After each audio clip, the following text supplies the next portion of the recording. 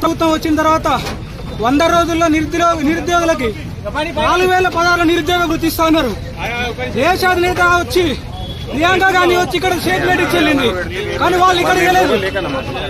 కాబట్టి కాంగ్రెస్ గవర్నమెంట్ హెచ్చరిక చేస్తున్నాం, నిరుద్యోగులకు వెంటనే నిరుద్యోగ వృత్తి ఇవ్వాలి, జాబ్ క్యాలెండర్ ఇవ్వాలి. ఉద్యోగ అవకాశాలు కల్పించకపోతే బీజేపీ తరఫున ఇదే హెచ్చరిక జారీ చేస్తున్నాం. ఈసారి అరెస్టులు ఉండవు, డైరెక్ట్ గా అసెంబ్లీ ముట్టడం జరుగుతుందని కూడా హెచ్చరిస్తాను.